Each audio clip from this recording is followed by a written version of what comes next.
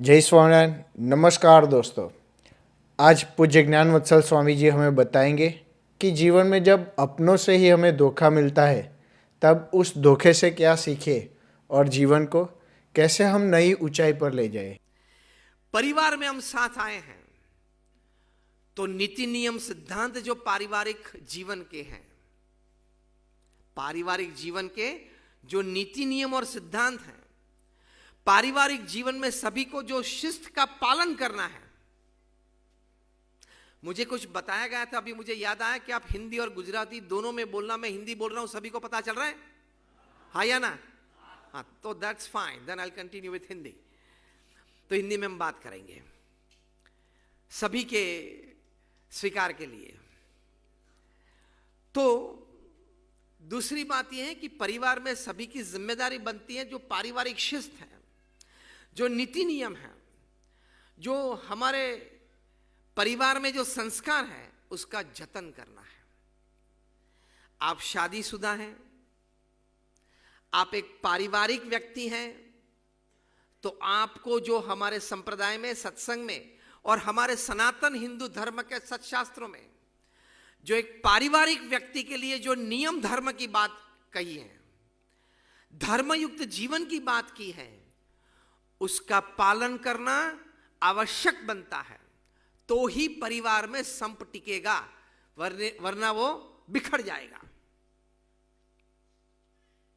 ये एक हकीकत है।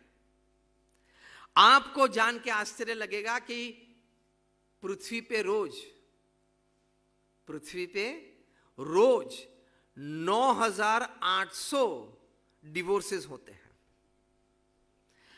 और कहते हैं ये लोग जो स्टैटिस्टिक्स वाले हैं कि ये साल पूरी हो तब तक ये अनफॉर्चुनेट मैजिकल फिगर तक पहुंच जाएगा 10,000 का। रोज की मैं बात कर रहा हूं। रोज 9,800 डिवोर्सेस हो जाते हैं। मतलब मिनिमम इतने तो सोच लो कि रोज इतने तो रजिस्टर होते हैं। ये तो बात हुई। रोज का आउटकमिंग रिजल्ट इतना है तो इनकमिंग फ्लो भी इतना होना चाहिए ना। रोज के 10,000 लोग डिवोर्स केस, मतलब उससे भी 2,000 ज्यादा वहां रजिस्टर करवाते होंगे।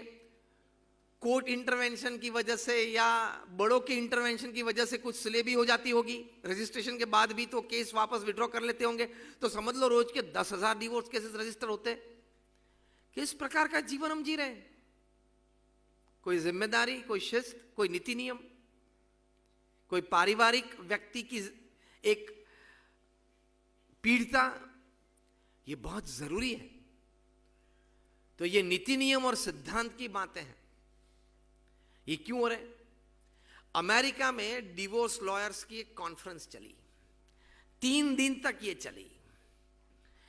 3 दिन के बाद जो एक कंक्लूजन पेपर तैयार हुआ कि जो यंग कपल्स हैं उसमें डिवोर्सेस जो हो रहे उसके मुख्य कारण क्या है। 5 मुख्य कारण इन लोगों ने बताए।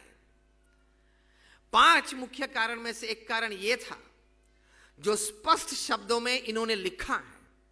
वो कारण यह था, over exposure to social networking sites. यहां से डिवोर्स केसेस चालू होते हैं। एक कारण यह है कि आप शादीशुदा हैं, आप कोई एक जगह पे एक व्यक्ति के साथ बंधित हुए हैं, तो फिर आपको सोशल नेटवर्किंग साइट्स पे जाने की जरूरत क्या है? यहां बैठे बैठे कोई अन्य देश में, समझ लो श्रीलंका हो, समझ लो वियतनाम हो, समझ लो ब्राजील हो, वहां किसी अनजान व्यक्ति के साथ चर्चा बातचीत करने की जरूरत क्या है?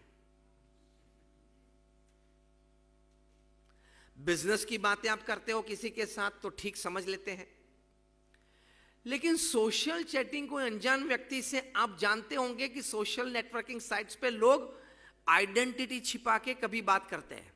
हाँ या ना? आइडेंटिटी की बात छोड़ो, जेंडर छिपा के भी बात करते हैं। हाँ या ना?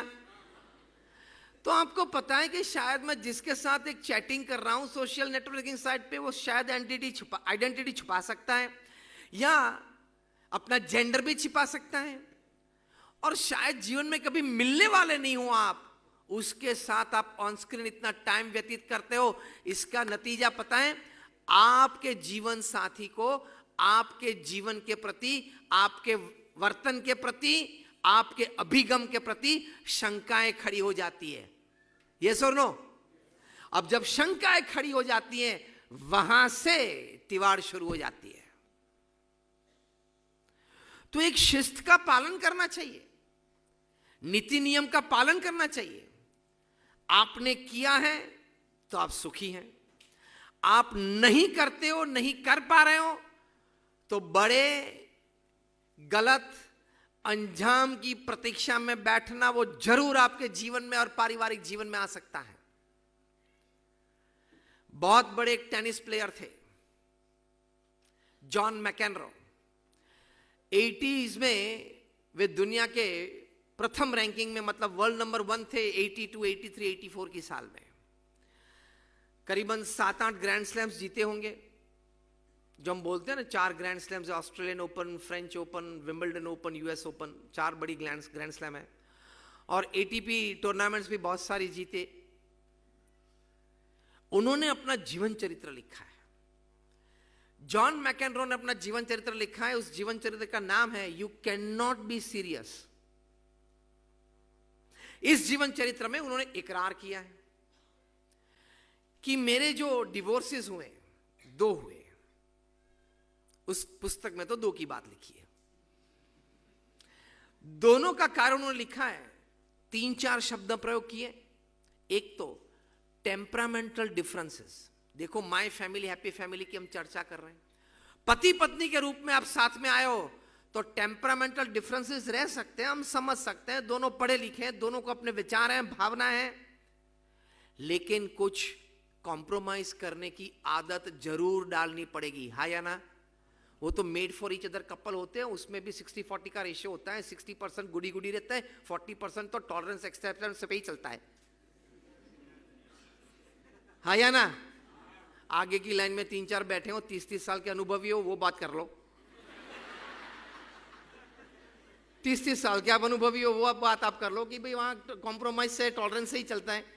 40% तो मतलब एक सिंपल सी बात है। टेम्परामेंटल डिफरेंसेस है, चॉइसेस डिफरेंस है, लेकिन कॉम्प्रोमाइज तो करना ही पड़ेगा। समझ लो, आज के इस सत्संग के बाद आप घर गए, घर में गए आप, और आपने देखा घर में कि पर्दे बदल गए। तो आप दरवाजा खोल के अंदर गए और पर्दे बदले हुए हैं, और आपके जीवन साथी, आपके धर्मपत्नी राह देख के बैठी और बड़े अच्छी मुस्कुराहट के साथ वो बोलती है कि ये पर्दे आपको कैसे लगे? आपको उत्तर क्या देना है, बताएं।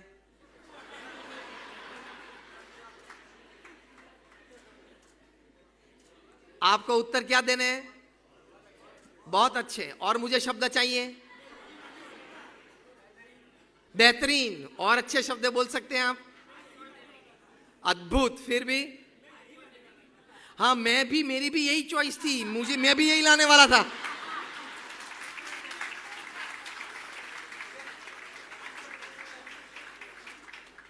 तो मुझे तो लगता है यहां प्रवचन पूरा हो गया। आपको जो कुछ समझाना था, कहना था, वो आपने समझ लिया।